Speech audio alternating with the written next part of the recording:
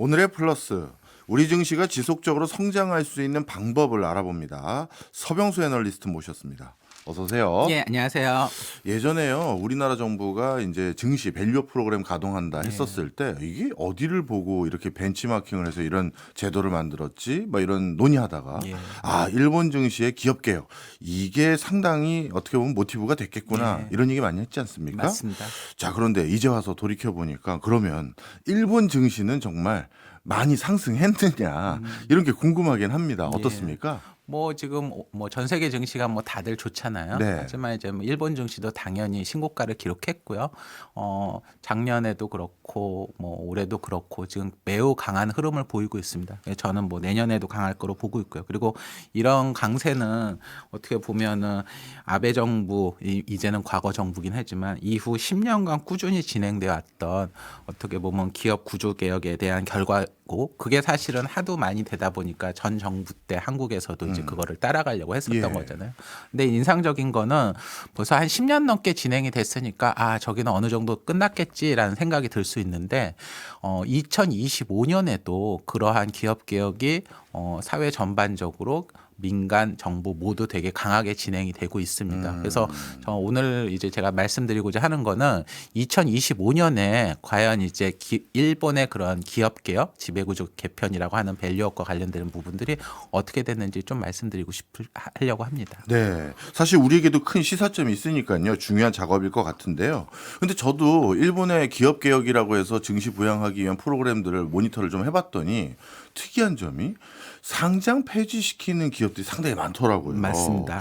이 상장 폐지시키는 기업들이 많다는 게 기업 개혁과 연관이 있는 건지 그리고 증시 부양에 이게 도움이 되는 건지 이거 좀 설명 좀 해주세요. 예, 그러니까 어떻게 보면은 저희가 이제 과거에는 양적으로 많이 성장하고 예. 심지어 거래소에 상장하는 기업 수가 많아지면 되게 좋은 거 네. 이렇게 생각을 하기 쉽잖아요. 예, 매장에 상품이 많은 거니까. 예, 그렇죠. 네. 근데 이제 사실은 이제 초기 단계 증시에서는 어쨌건 구색을 맞추고 많은 것도 중요하지만 어느 순간이 되면은 너무 많은 게 꼭 좋은 건 아니잖아요. 네. 그리고 한번 상장이 딱 되고 났는데 상장되고 나서 이제 안 좋거나 좀 상장 요건에 맞지 않는 기업들이 시간이 지나면 생길 수도 있는 거고요. 예. 저희 한국 같은 경우에도 이미 주식시장에 상장된 지 오래됐으니까 수십 년의 상장 기록 동안 그 기업이 과거의 목적하고 맞지 않는 기업들이 많이 있을지 않겠습니까? 그러면은 사실은 그런 기업들을 적절하게 솎아내고 해야만 이제 주식시장 내에서 자금에서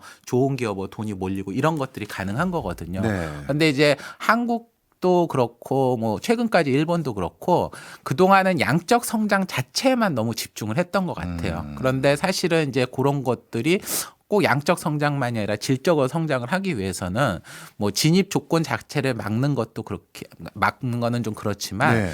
있는 있는 애들을 적절히 퇴출시키는 것도 중요하다라는 것들이 일본 내에서 이제 좀 어느 정도 나오기 시작했고요. 그래서 지금 보면은 2025년 도쿄증권거래소에서 지금 상장 폐지된 기업이 125개로 나오거든요. 네. 근데 이 숫자가 전년 대비 31개나 증가한 숫자입니다.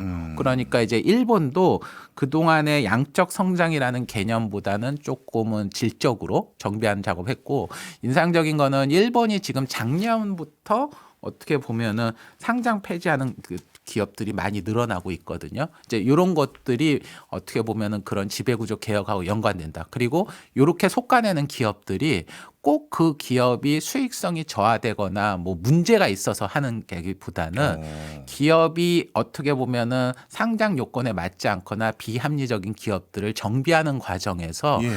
그러한 기업이 자발적으로 혹은 타이가 겹쳐지면서 상장 폐지가 늘어나는 거기 때문에 건전한 그 질적 개선이라고 볼 수 있습니다. 그렇군요. 나름대로 이제 상장 폐지한 폐지시키는 기업들이 많다는 것은 그만큼 우량한 회사만 시장에 속아나서 잘 놔두기 때문에 오히려 증시 부양의 효과도 있을 것 같은 그런 생각도 진짜 들긴 드네요. 예. 자, 그러면 반대로 이게 폐지는 많이 시키는 이유는 이제 이해가 됐는데 나름 시장이 바뀌면 새로 상장시켜야 될 기업도 많아야 될 것 같은데 그건 어떻습니까? 그러니까 지금 2025년 기준으로 했을 때 지금 일본 증시에서 신규로 상장한 기업은 전년 대비 21개가 감소한 60개에 그치고 있습니다. 예. 그러면서 지금 일본 증시가 작년에 처음으로 상장 기업 숫자가 줄었어요. 그래서 현재 남아 있는. 근데 네. 그게 올해 같은 경우에는 더 많이 늘었습니다. 그러니까 상장 폐지되는 기업은 더 많이 늘고 네. 들어오는 것들은 줄었으니까 했을 때 이거는 그래도 절대 숫자까지 주는 건 좀 아니지 않아라고 생각을 하실 수 있잖아요. 예. 근데 지금 이런 흐름이 미국이나 영국에서는 이미 2000년부터 진행이 됐던 흐름입니다. 실제로 수치로 말씀드리면 미국 나스닥 증권거래소는 2000년 말에 주식 수가 약 한 4,700개 정도 됐거든요. 근데 2024년 말에는 3,200개로 약 30%가 줄었습니다. 그리고 뉴욕 증권거래소는 10%, 영국 런던 거래소는 약 40%가 줄었거든요. 예. 물론 이제 2020년 말이라고 하는 게 이제 막 그 당시 버블이 있었던 시기라는 걸 고려를 하더라도 기본적으로 과도하게 주식 수가 많은 게 꼭 주식 시장에 좋은 건 아니라는 거죠. 저희가 누구나 알겠지만 미국 증시가 주식 수가 종목 수가 줄었다고 해서 후진적이거나 약화됐다고 보지는 않잖아요. 그렇죠. 근데 이제 같은 기간 이제 일본은 작년과 올해 숫자가 줄긴 했지만 아까 말씀드린 2000년 말부터 2024년까지 상장 종목 수는 약 60%가 늘었습니다. 네. 그러다 보니까 이런 개별 종목당 시가총액 증가분이 평균적인 한 종목의 시총이 네. 아무래도 작아질 수밖에 없는 거죠. 숫자가 늘어나면. 근데 이제 미국이나 지금 유럽, 영국 같은 경우에는 그러한 시총은 더 커졌는데 종목 수는 줄었으니까 그 안에서 기업들이 더 커지고 체질화된 거죠. 그래서 네. 지금 최근에 일본 거래소의 그 야마미치 유키 최고 책임자께서도 이제는 우리가 상장 기업 수 자체에 구애받지 않는다. 단지 질에 집착하고 싶다라고 말을 했고요. 그런 기조들이 앞으로도 이어질 거로 보입니다. 네. 참고로 지금 이제 올해도 종목 수들이 많이 줄고 신규 이 유입도 적어졌는데 이 속도가 내년에 더 가속화될 가능성이 높습니다. 일본 예. 같은 경우. 왜냐하면은 지금 일본 증권거래소 그룹에서 상장 유지를 위한 요건을 굉장히 강화를 했거든요. 근데 이 강화를 한 다음에 1년 정도의 유예 기간을 주고 그 유예 기간을 맞추지 못하면은 기업들을 퇴출시킵니다. 예. 근데 이 조건이 지금 한 게 2025년 3월 말 결산기부터 이제 그 기준들을 적용을 엄격하게 하고 그럼 현재는 지금 그런 1년의 유예 기간을 가지고 있는 기업들이 다수 있거든요. 예. 근데 지금 2025년 12월 10일 기준으로 그런 기준 미달로 유예한 기업이 104개나 되고요. 네. 이들 중에 이들이 이 조건을 충족하지 못하면 2026년 10월부터 단계적으로 다 퇴출이 됩니다. 물론 이제 이 기업들이 다 퇴출되진 않겠지만 예, 예. 이런 식으로 지금 일본 증시에서는 불필요한 기업들은 속아내고 간다라는 거고요. 그래서 이제 여기에서 그러면 상장 기업 수가 줄고 여기다 이제 지금 자사주 매입 같은 거 많이 하거나 이렇게 되면은 증시에서의 전반적인 주식 수가 줄게 되지 않습니까? 근데 주식 수가 주는 거하고 시가총액이 느는 거하고는 꼭 같은 얘기는 아니거든요. 네. 그래서 지금 일본이나 미국 같은 데서 나타난 현상이 지수 상승보다 지수 상승폭이 시가총액 상승폭보다 더 큽니다. 큰. 예, 그러니까 우리가 한국 지수 보면은 미국 지수보다 왜 이렇게 많이 상승 못했어 하는데 사실은 시가총액 상승률로 놓고 보면은 그 차이가 더 줄어듭니다. 우리나라는 그러니까 주식이 많이 늘어나서 그렇죠. 회사가. 예, 네. 그러니까 지수는 덜 오르지만 시가총액 상승은 더 큰데 그러다 보면은 투자자 입장에서는 저희가 한 주에 투자하는데 주식이 늘어나는 걸 다 가는 건 아니니까 그렇죠. 주주 입장에서는 투자해서 별로 성과를 못 벌고 기업들은 돈이 가져가는 거죠. 근데 이게 이제 과거에는 기업이 성장하려면 돈 많이 받으니까 좋은 거 아니야라고 할 수 있지만 시장에서 어떤 신뢰성이라든가 지수의 성숙성 측면에서는 큰 차이가 있는 거죠. 그래서 네. 실제로 글로벌 자금들이 일본이나 미국이나 유럽 같은 선진자금 돈이 지금 몰리는 것도 이런 투자자의 신뢰성과 연관되는 거고 여기서 상장 폐지라든가 이런 신규 상장 주식수, 자사주 매입한 주식수 축소 이런 것들이 중요한 역할을 하게 됩니다. 그렇군요. 그런데 제가 요즘 또 의구심 있게 바라봤던 게요. 원래 상장을 하는 것도 요건이 법으로 정해져 있고 그다음에 상장 폐지하는 사유들도 정해져 있는 게 거의 대부분의 증시의 일반적인 룰인데 일본에서 요즘은 강제로 상장 폐지되는 게 상장 폐지 사유가 있는 경우가 아닌데도 상장 폐지되는 경우가 있다고 하던데 그건 뭐예요? 그러니까 지금 아까 작년 2025년 기준으로 120몇 4개의 기업들이 퇴출됐잖아요. 예. 근데 제가 일본 증권거래소에 들어가서 이제 그 내역들을 쭉 봤는데 그런 거래소 요건 미비라든가 기업이 문제가 있어서 퇴출된 거는 딱 3건에 불과했습니다. 그럼 나머지는 그냥 자기들이 알아서 그 상패를 한 거예요? 그렇죠. 오. 근데 이제 그 알아서 상장 폐지를 한 요건이 크게 2가지로 나눌 수 있습니다. 예. 회사의 경영진이 상장 요건을 유지하는 게 별로 안 좋다고 생각해서 자발적으로 상장 폐지를 하거나 지배주주가 이제 그런 것들을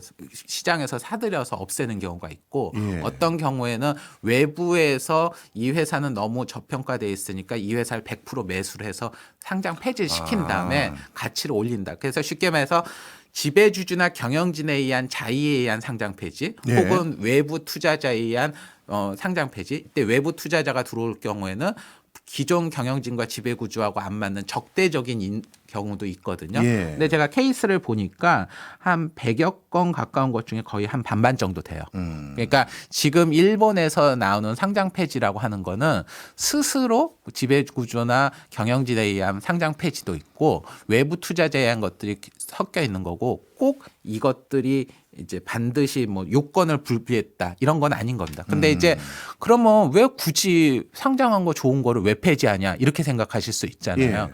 거기에서 이제 보는 게 이제 아까 말씀드린 그런 기업 개혁이란 건데 회사가 상장을 했음에도 제대로 가치를 못 하고 있거나 적정하지 않다고 생각하면 외부에서 너는 그렇게 해서는 안 된다라는 외부적 압력이 큰 거예요. 예. 그게 규제적 측면에서 보면은 일본 정부에서 현재 PBR 1배 미만인 애들은 경영 개선을 요구하고 끊임없이 이 개선할 사항이 뭔지를 계속 요구를 하게 하고요. 예. 그게 당장 상장 폐지 요건 아니다 압박이 되는 거죠. 그리고 일본 사회에서는 정부와 거래소뿐만이 아니라 또 중요한 한 축이 외부 투자자입니다. 우리가 보통 기업 사냥꾼이라고 한국에서는 좀 폄하되긴 하지만 일본에서는 액티비스트라고 하는 중립적 용어도 쓰는데 이런 외부 투자자들이 끊임없이 기업을 개선하라고 요구를 하다 보니까 회사 입장에서는 이런 요구를 받기보다는 우리가 비상장 상태를 유지한다라는 거고 그들의 요구를 충족할 수 있으면 가는 이런 형태들이 되고 안 되면 그런 기업 외부 투자자가 기업을 인수를 해서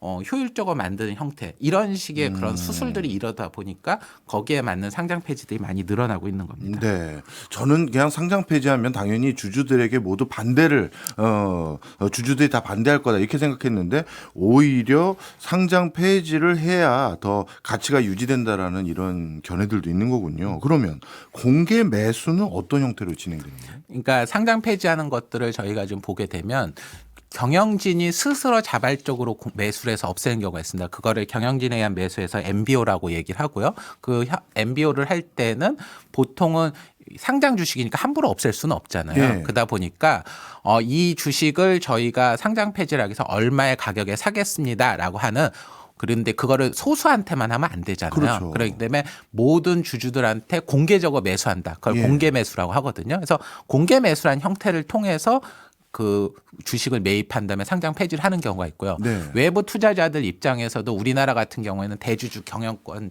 지분만 딱 사서 가져가는 경우가 대부분인데 네. 일본 같은 경우에는 그냥 대주주 지분을 포함한 모든 지분을 공개 매수한다. 라는 형태로 한 다음에 상장 폐지를 해서 개선하고 재상장 이런 형태가 나오거든요. 그래서 공개 매수라고 하는 거는 시장에 있는 주식들을 산다는 의사표시고 그 형태가 만약에 내부적으로 이루어질 경우에는 경영진에 의한 매수, 그 MBO라고 하는데 경영진에 의한 매수가 나오고 외부 투자자들 같은 경우에 공개 매수라는 형태를 통해서 하는 경우도 있습니다. 그래서 네. 이렇게 하게 되면은 보통은 시장 가격보다는 한 20에서 50% 평균적으로 한 30% 비싼 가격으로 매수 제한을 하거든요.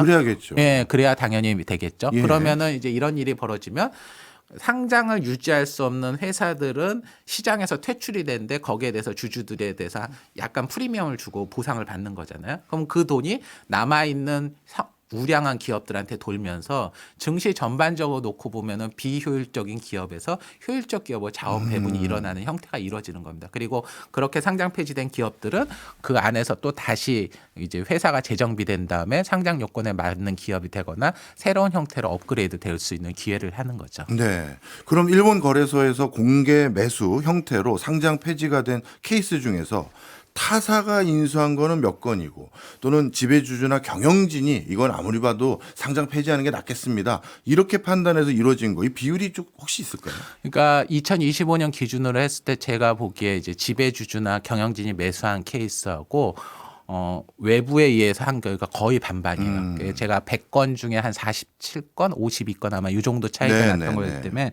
거의 그 한 케이스라 그래서 대략 이런 것들을 이제 케이스별로 한번 보시면 의미가 있을 것 같은데요.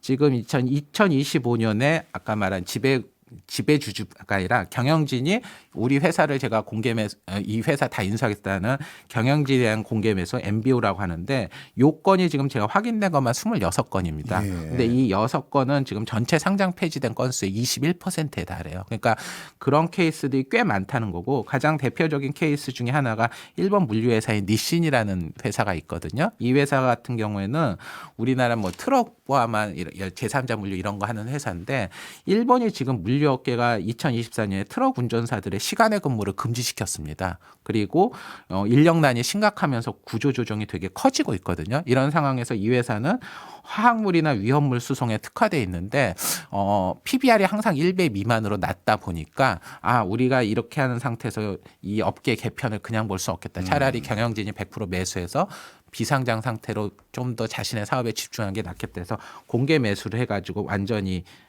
상장 폐지된 케이스가 있거든요. 네. 그래서 이런 것들이 지금 활발하게 지금 이루어지고 있고 그래서 지금 실제로 아까 경영진 매수 포함한 공개 매수를 통한 시도로 인해서 일본에서 지금 상장 폐지된 케이스가 많은데 공개 매수로 했을 때 지금 현재 2025년에 한 128건 정도가 이루어졌거든요. 근데 이거는 지금 시도 자체 기준이니까 완성된 건 아니지만 시도 건수 기준으로 했을 때 전년 대비 28건이나 늘은 거고 2007년에 일본이 되게 안 좋았습니다. 그때 공개 매수가 많이 늘었던 역대 최고치인 104건을 지금 넘어선 수치고요.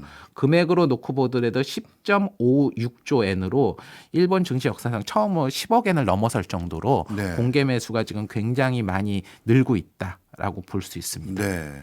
말씀 듣고 보니까요. 상장 폐지되는 기업의 증가가 오히려 기업 전반적인 가치를 상승시킬 수도 있고 증시 부양에도 나름의 효과가 충분히 있겠구나라는 생각이 이제 이해가 됩니다. 그런데 원래 일본 증시에는 이런 움직임이 많지 않았잖아요. 그런데 이렇게 상장 폐지를 해서 증시를 부양하고 활성화시키는 이런 모멘텀이 생기는 건 뭐 정부라든가 금융당국에서 옆구리를 이렇게 막 찌르면서 제발 좀 이런 행위를 해라. 이랬기 때문에 가능한 거였죠. 예, 맞죠? 그렇죠? 맞습니다. 예. 그러니까 사실은 지금 상장 폐지와 관련돼서 얘기했을 때 일본 정부 아까 말한 아베 정부의 영향도 컸는데요. 네. 지금 이제 정권은 이미 몇 번 바뀌었잖아요. 그럼에도 지금 정부에서도 이거에 대해서 되게 적극적으로 추진합니다. 아까 얘기된 것처럼 상장 요건을 되게 강화하기도 하고 지금 최근에 또 나오는 것 중에 하나는 뭐냐면은 니네들 현금 많이 가지고 있으면 규제하는 안을 강화하는 게 내년도에 지금 나오겠다고 다카이시 정부에서 추진하는 거거든요. 예. 그런 것들이 진행되고 있다는 것에 대해서 압박들이 크다 보니까 PBR 1배 이상을 유지하고 회사 내 현금을 불필요하게 가지고 있지 않고 투자를 하거나 주주환원을 하는 거에 대한 압박들을 계속 강조하고 있고 아까 말한 대로 그런 것들에 대한 거래소와 정부의 의지가 굉장히 확고한 편입니다. 네. 그러면 이런 어떻게 보면 옆에서 좀 증시 활성화에 적극적으로 유도하는 제도들 이런 것들이 만들어졌을 때 결론적으로 일본은 효과를 봤다. 이렇게 정리하면 되겠네요. 예. 그리고 저는 이제 하나 좀 추가해서 말씀드릴 것 중에 하나가 이런 기업 구조 개편을 얘기할 때 한국에서는 보통 정부의 규제 그리고 그걸 수행하는 기업 두 주체만 보거든요. 그렇죠. 근데 저는 사실은 기업 개혁을 하기 위해선 세 주체가 같이 움직여야 된다고 봅니다. 나머지 한 나만 주체가 하나인 거 뭐냐면 외부 투자자. 아까 말했던 액티비스트라고 하는 부분들 저는 강조하고 싶은데요. 예. 왜냐면은 모든 기업들의 상장 폐지를 법적으로 다 다룰 수는 없고 그것들에 대해서 법이 아니고 뭔가 규제나 이런 제한을 한다 하더라도 뭐 기업 입장에서는 안 들을 수도 있는 그렇죠. 거거든요. 그리고 모든 것들을 규제에 의해서 한다. 이거는 되게 안 좋은 방식입니다. 예. 그런데 시장에 의해서 자율적으로 하는 것 중에 하나가 외부 투자자인 액티비스트 혹은 우리가 뭐 금융 자본이라고 하는 것들이 끊임없이 기업들에 대해서 뭔가를 요구하고 그리고 그 기업들이 이것들을 하는 거에서 건전하게 한지 감시하는 활동들이 끊임없이 이루어졌을 때 이 세 축이 같이 이루어져야만 어떻게 보면 기업 개혁이라고 하는 게 이루어지는 생태계가 이루어지는 거거든요. 근데 이제 제가 보기에 일본이 지금 되게 이런 기업 구조 개혁이 강하게 이루어지는 것 중에 하나는 외부 투자자라고 하는 액티비스트들에 대해서 어떻게 보면은 사회적 인식도 크고 이들이 활동할 수 있는 범위도 늘고 있고 실제로 이들이 이것들을 할 수 있는 활동들도 크게 늘고 있습니다. 네. 실제로 이제 요거를 가장 알 수 있는 게 그런 액티비스트라고 하는 외부 투자자들이 기업들한테 뭐뭐를 해주세요라고 하는 게 주주 제안이라고 하거든요. 예. 근데 지금 주주 제안 건수 기준으로 했을 때 2025년에 역대 최고치를 기록했어요. 예. 이게 이제 지금 IR 재팬이라는 데가 2025년 12월 24일 기준으로 했을 때 주주 제안 건수가 받은 기업이 75개사로 나왔는데 네. 이것이 이제 전년 대비했을 때 7건이나 늘었고 여기에는 뭐 작은 기업뿐만 아니라 일본제철 같은 큰 기업들도 포함이 되어 있습니다. 예. 그래서 이런 끊임없는 주주 제안이라든가 활동들이 이루어지고 있고 이것들이 정부와 기업 이것들이 셋이 맞춰지면서 기업들의 주주 개혁 그리고 그런 것들이 맞춰져서 증시가 질적으로 개선되는 것들이 나타나고 있다라고 네. 볼 수 있습니다. 상대적으로 일본 증시 그러면 우리 투자자들이 그렇게 관심이 많은 분야는 아니긴 합니다만 그럼에도 불구하고 우리나라 투자자를 비롯해서 글로벌 투자자 입장에선 긍정적으로 평가할 수 있는 부분이 많을 것 같은데요. 맞습니다. 그러니까 사실은 저희가 어떤 그런 기업 개편이나 기업에 대한 지배구조 이런 걸 얘기할 때 가장 많이 언급하는 게 미국이잖아요. 예. 그래서 사실은 한국에서 아니 올해 2025년에 도대체 한국 증시 이렇게 많이 상승했는데 왜 한국에 투자 안 하고 미국에 투자한 자금이 여전히 많아라고 예. 말씀들이 많고 최근에 이제 그거에 대한 여러 논의들도 있는데 사실은 외국 투자하는 거는 어느 단기적인 시점뿐만이 아니라 신뢰의 영역이거든요. 네. 그랬을 때 미국의 증시나 기업은 투자자들한테 장기적으로 이득을 준다라는 신뢰가 있는 거고 그 기반에는 지배구조에 대한 정부의 규제뿐만 아니라 그런 것도 할 수 있는 액티비티 활동들이 잘 되는 생태계가 구축이 되고 있는 겁니다. 그래서 미국 증시가 한국 증시나 다른 나라 증시 대비 밸류에이션이 높은 거죠. 성장성이 낮음에도. 네. 근데 지금 그런 작업들을 일본은 지난 10년간 했고 그 구체적인 활동들이나 움직임들의 수치들이 2025년에도 굉장히 높게 나오고 있다. 그래서 블룸버그에서 지금 올해 연말에 나온 기사를 보면 예. 2026년 일본 증시는 되게 좋을 거다 하면서 세 가지 이유를 꼽았는데 예. 그 세 가지 이유 중에 우리가 AI 흔히 이해할 수 있는 거죠. 예. 그래서 다카이시 정부가 돈을 풀 거다. 예. 여기까지 이해했는데 세 개 중에 마지막 하나가 뭐냐면 지배구조 개편이 잘 되고 있다. 그리고 주주 제한이라든가 액티비티 활동들이 좋고 정부도 그 의지가 확고하다. 이 점을 꼽았다는 것들을 예. 기억하실 필요가 있습니다. 알겠습니다. 자, 이제는요, 조금 구체적인 사례들을 얘기해 주시면 조금 일본 증시에 투자하려는 분들도 아, 요런 기업들은 요런 분위기들이었구나 알 수 있을 것 같은데요. 예. 그러니까 최근에 아무래도 뭐 너무 옛날 얘기하는 것보다 가장 최근 사례를 드는 예. 게 가장 나을 것 같으니까요. 지금 최근에 일본 증시에서 2025년 12월에 굉장히 화제가 되는 기업 중에 하나가 후지 미디어 홀딩스라는 회사가 있습니다. 예. 그래서 이 케이스를 한번 좀 설명을 드리려고 하는데요. 후지 미디어 홀딩스는 딱 후지 미디어 하는 순간 느끼신 것처럼 후지 TV라고 하는 일본 최대 민영 텔레비전 회사입니다. 네. 이 회사를 자회사로 가지고 있는 방송 지주 회사입니다. 네. 그러니까 굉장히 크고 인지도도 높겠죠. 근데 지금 이 회사가 2024년 12월 말에 좀 부적절한 형태의 성상납 스캔들이 좀 있었습니다. 그래서 이것 때문에 2025년 1년 내내 되게 화제가 많이 됐거든요. 예. 이게 단순한 성상납 이슈 많이 있었던 게 아니라 거기에 대한 방송국 측의 조직적인 대응이 굉장히 부적절한 행위가 많았습니다. 이거는 예. 뭐 한국에서도 언론 보도가 많이 됐기 때문에 찾아보시면 알 수 있고요.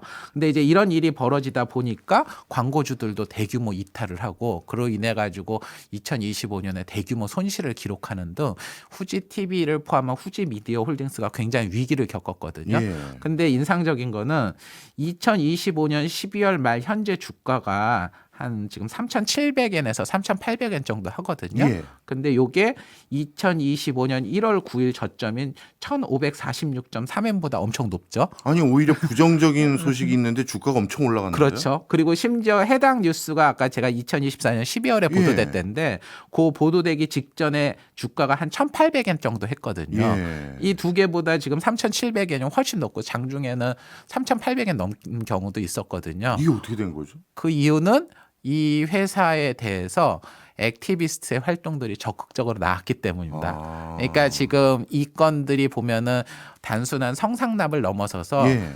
되게 보수적이고 비효율적으로 회사를 운영한 거에 대한 전반적인 지금 이슈들이 제기가 된 거거든요. 예. 그래서 이제 후지 TV를 바꿔야겠다라는 노력들이 있었는데 이것들이 외부 투자자들이 적극 개입을 하면서 지금 이 뭐 경영권 분쟁 아닌 경영권 분쟁 형태로 지금 진행이 되고 있고 예. 요게 지금 2025년 12월 달에도 굉장히 활발하게 진행이 되고 있습니다. 네. 그리고 이런 후지 미디어 홀딩스의 경영진하고 지금 갈등을 겪고 있는 액티비스트가 일본인 중에 무라카미 세아키라는 분이 있거든요. 예. 그리고 이분의 장녀인 노무라 아야라는 분이 있습니다. 예. 이 두 분이 지금 이 후지 TV 미디어 홀딩스에 대해서 사실상 적대적 인수를 추진하는 상황이 되면서 주가가 올라가고 있거든요. 근데 이제 지금 여기 말씀드린 이 우라카미 세아키라는 분을 좀 아실 필요가 있는데 예.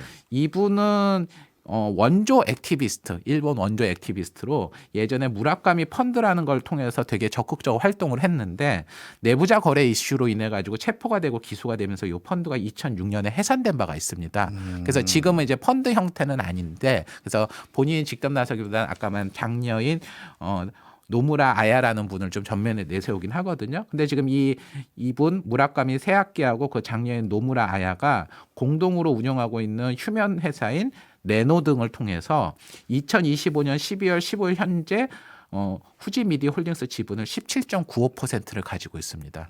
그래서 굉장히 높은 지분을 예. 가지고 있는 거죠.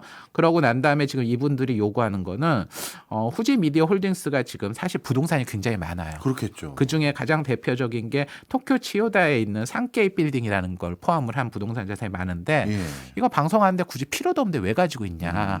그러니까 이거 다 처분하고 예. 혹은 아니면 자회사 스피노프 한 다음에 주주 환원을 적극적으로 해라라고 예. 요구를 하고 있습니다. 여기에 이제 후지 미디어 홀딩스 같은 경우는 아까 성승나 스캔들부터 내부적 이슈들이 많아서 2025년 6월 달에 지금 현재 사장이 시마즈 켄즈 사장을 중심으로 한 경영진이 전면 다 개편이 됐어요. 예. 그리고 2025년 9월 달에 자사주 매입 규모를 2,500엔까지 증액하는 등 뭔가 변화의 조짐을 나타내긴 했는데 부동산 사업 매각에 대한 요구에 대해서는 이게 간단한 답변은 없다. 이런 식으로 약간 모호하게 했고 지금 이제 무라카 이 측이 11월 달에 회사에 그런 개편을 하라라고 서신을 보냈는데 여기에 대해서는 명확한 입장을 표명하지 않고 있습니다. 예. 그리고 지금 회사 측에서 추진하는 건 뭐냐면 일본에서는 이제 의결권을 20% 이상 적대적으로 누군가 가져오게 되면 기존 경영진이 그 포이즌 필이라고 해가지고 우호적 지분들한테 예. 주식을 발행하는 그런 것들을 할 수 있거든요. 예. 사실 그런 걸 하게 되면 전체 주주의 주식수 희석이 되는 효과가 있잖아요. 그래서 예.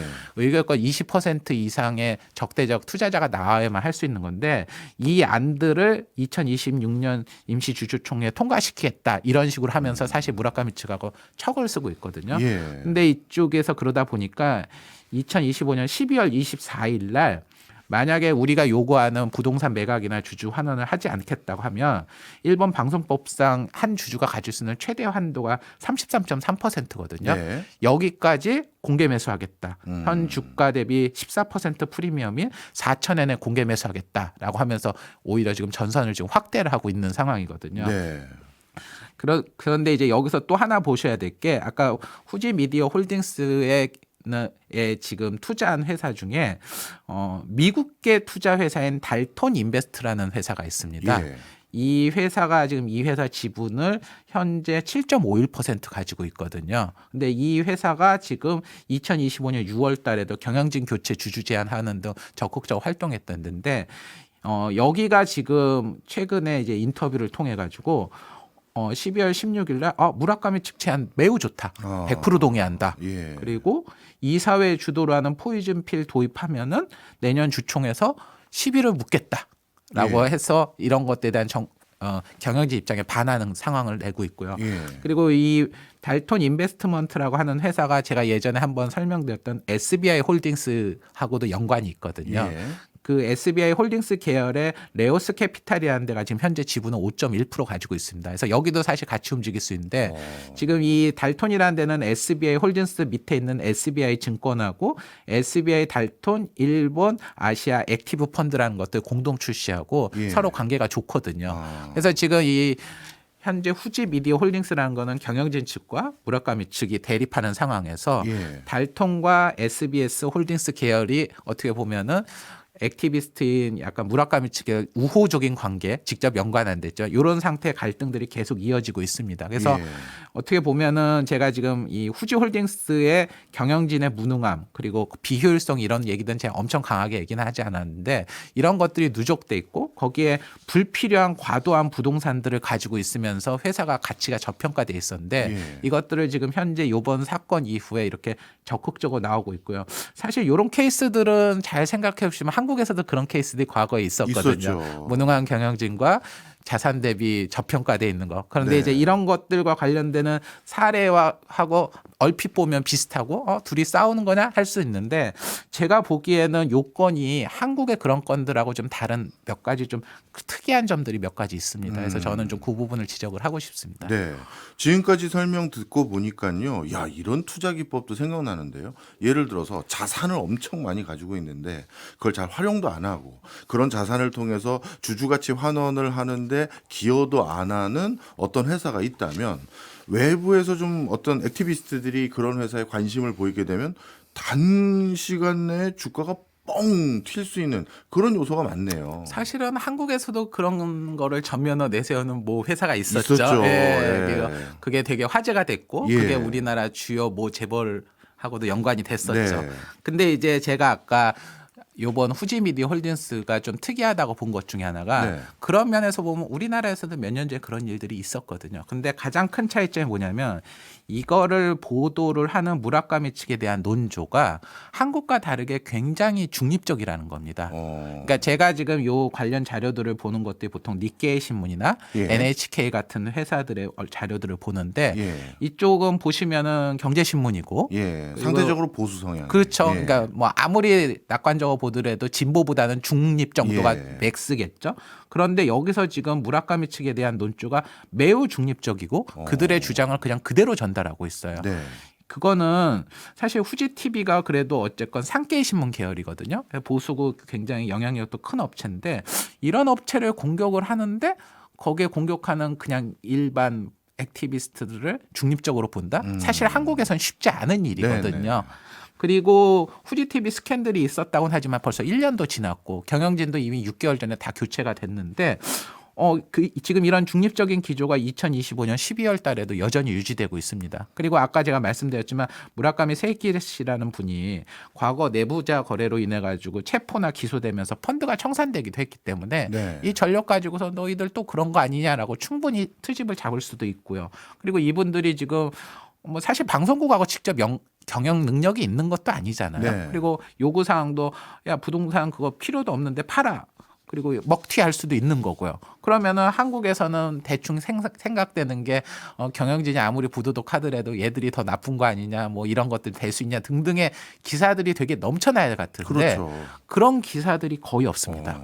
예, 제가 일부 기사들 중에 좀 마이너한 데서 그런 것들을 언급하는 건 있지만 굉장히 이런 부분이 없다라는 거. 그리고 그러면 뭐 일본은 왜 그런 외부 자본 우리 IMF 때처럼 그런 경험이 없어서 그런 거 아니냐라고 할 수 있지만 예. 일본도 2007년 8년 이때 굉장히 힘들었고 그때 외국계 자본들이 일본 기업들을 너무나 해가지고 그런 것들을 다룬 학계다카라는 드라마가 2007년에 NHK 9시 대표 드라마로 방송이 돼서 화제가 될 정도로 그렇군요. 예, 일본도 그런 트라우마가 굉장히 큰 나라거든요. 예. 그럼에도 이런 것들이 이렇게 나오고 있다는 거는 액티비스트에 대한 그러니까 우리는 기업 사냥꾼이라고 하지만 거기는 중립적인 용인 액티비스트란 말 쓰는데 정근대적이고 부정적이고 나는 후진적 사고에서 벗어나서 그 순기능을 이해하고 사회적으로 어떻게든지 포용을 하겠다는 것들이 좀 단적으로 좀 보여진 게 아닌가라고 보고 있고요. 우리가 되게 글로벌 기업 얘기하지만 사실은 지배 구조가 정근대적이고 그런 정근대적이고 독단적인 경영을 고수하는 경우가 많은데 예.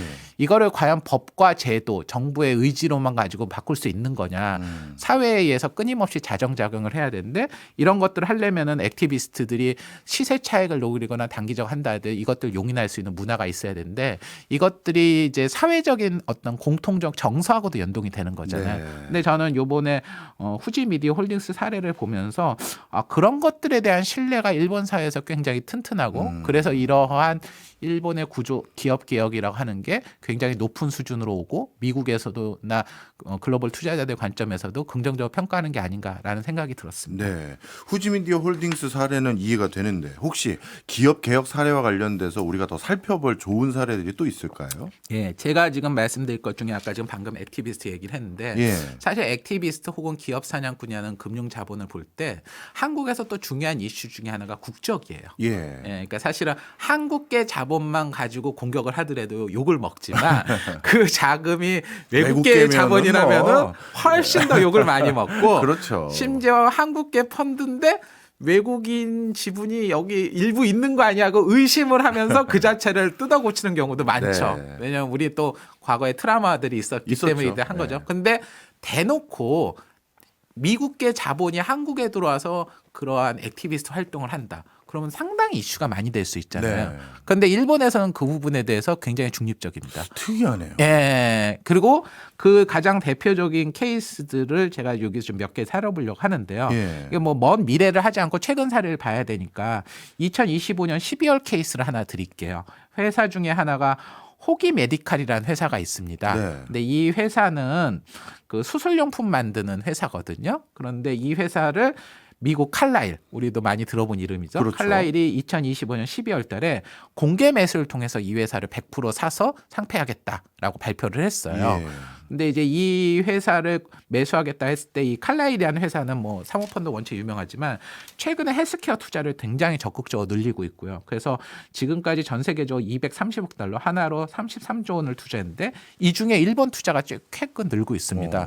2024년에는 3,400억 엔 규모의 일본 특화 펀드도 출시하고 일본 담당 인력도 늘린 상황에서 이런 호기 메디칼을 인수하려고 했던 거죠. 근데 이 사례를 좀 보면 이 호기 메디칼이라는 회사는 지금 6년 연속 수익이 감소되는 단기 순이익이 감소되는 좀 안 좋아지는 상황이에요. 예. 그 이유 중에 하나가 수술 기구가 판매가 되는데 이제 일본 시장이 아무래도 성장하는 사업이 아니다 보니까 정체돼 있고 해외 시장 진출은 좀 더딘 편이거든요. 예. 근데 지금 칼라일은 해외 시장 전개를 위한 인재도 바꾸고 노하우도 제공하고 전반적으로 칼라일이 글로벌 기업이니까 싱가포르라든가 말레이시아 같은 해외 시장으로 갈 수 있게 지원하겠다. 그런데 이렇게 하려면 상장 폐지한 다음에 재정비하고 나오는 게 낫다라고 해서 이번에 상폐를 하는 거거든요. 예. 그래서 어쨌건 그럼에도 그런 회사 상장 회사를 이렇게 인수한다. 이거 사실은 부담스러울 수 있는데 이런 것에 대해서 뭐 별로 시장에서 뭐 그럴 수 있지라는 분위기고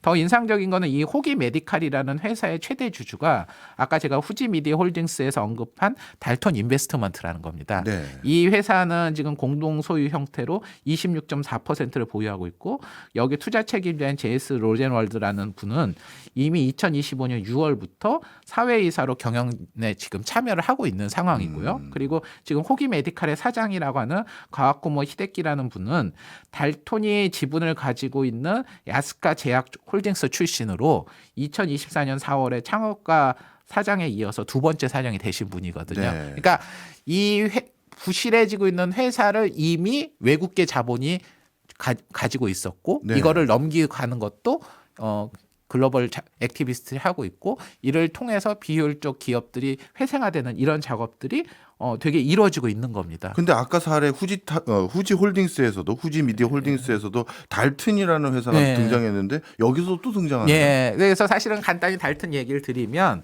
이 달튼이라는 회사는 지금 일본을 중심으로 해서 투자를 하는 특이한 미국계 회사예요. 그래서 한국에서는 많이 안 알려져 있지만 예. 일본에서는 꽤 많이 알려져 있습니다. 왜냐하면 네. 꽤 많은 회사에 투자를 하고 있고요. 투자 방식이 가치 투자하고 액티비스트 전략을 공동 섞어서 하고 있습니다. 네. 그래서 저평가되어 있는 가치 중소형 기업들 뭐 가도카와라든가 사이젤리아, 에이켄 화학, 뭐 스텔라 케미파 같은 한국에선 잘 많이 안 알려져 있지만 네. 중소형 가치 회사들에 직접 투자를 해서 지분 공시를 했고요. 그런 다음에 회사에 그러니까 비효율적으로 운영되니까 적극적인 요구도 하고 단순히 투자하고 끝나는 게 아니라 이런 형태를 하고 있고요.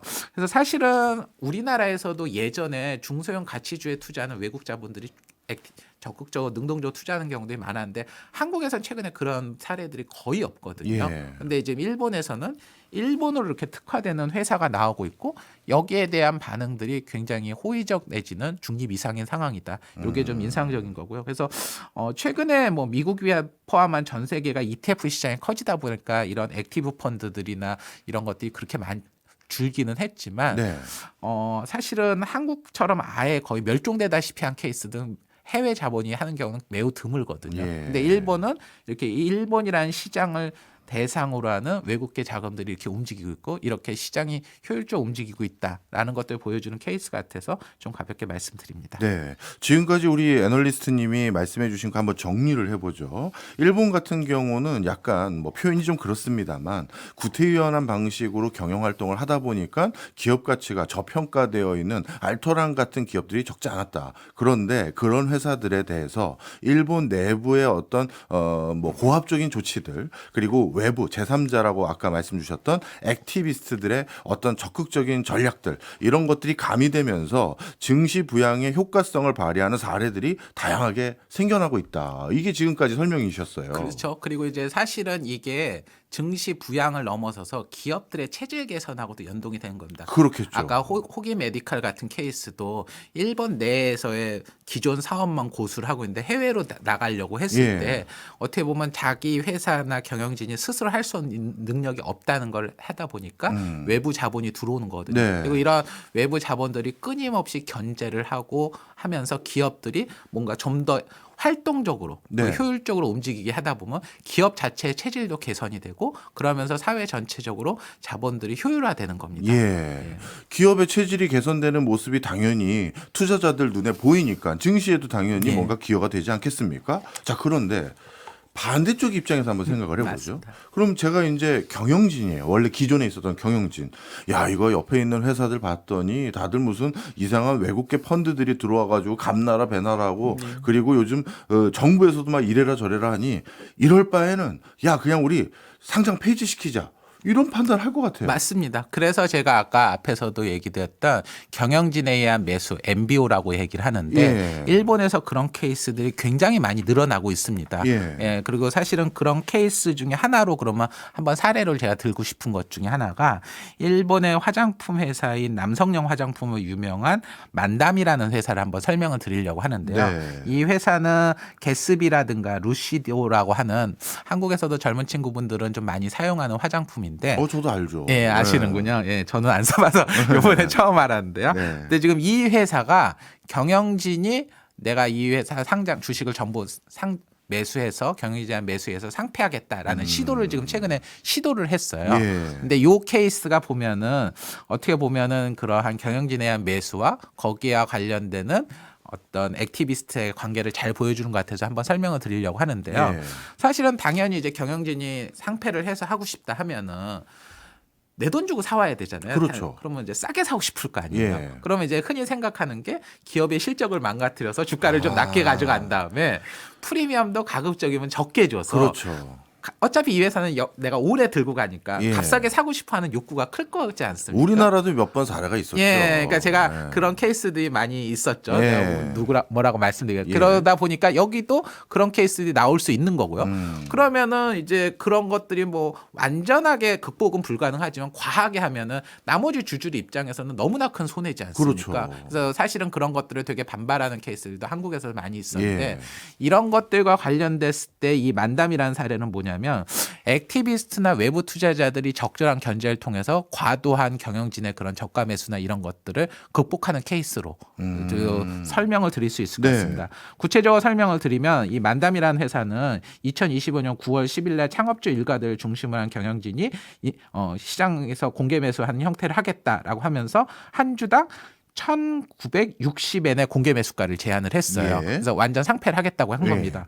그런데 9월 10일 날인데 15일 날 싱가포르 기반의 액티비스트 펀드인 히비키 퍼스 어드바이저스라는 데가 야 이거 너무 공개 매수 단가 너무 낮은 거 아니야? 예. 라고 일단 반발을 했고요. 예. 그러고 난 다음에 9월 24일 날 아까 후지미디어 홀딩스에서도 나왔던 무라카미 세아키라는 측에서 예.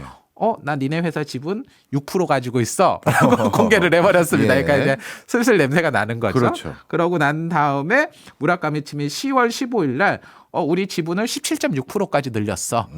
그러고 난 다음에 11월 6일 날 아까 했던 히비키 퍼스트 어드바이저라는 데가 우리도 5% 이상 가지고 있어. 그리고 11월 20날은 무라카미 측이 우리 20% 넘었어. 야. 라고 했습니다. 그러면 이제 대충 합쳐도 일단 25%는 넘겼죠. 그렇죠. 예, 그럼 그 다음에 야, 니들 공개 매수하는 거 좀 문제 있는 거 아니야? 그러니까 이 공개 매수 기한이 지금 4번 연장됐어요. 예. 3번 연장이 됐습니다. 예. 그런 상황에서 이제 공개 매수 단가를 기존의 1,960엔에서 2,520엔까지 일단 회사 측이 올리기로 했어요. 예.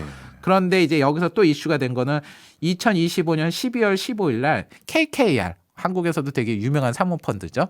여기로 추정되는 데가 인수 단가인 기존의 2,520엔보다 더 10% 높인 2,800엔으로 이 회사를 사가고 싶다. 근데 우리는 그냥 경영진하고 척지는 건 아니고 예. 경영진과 같이 가되 거기에 필요한 자금을 우리가 되는데 인수 그 주체로 우리로 하고 2,800엔으로 하자.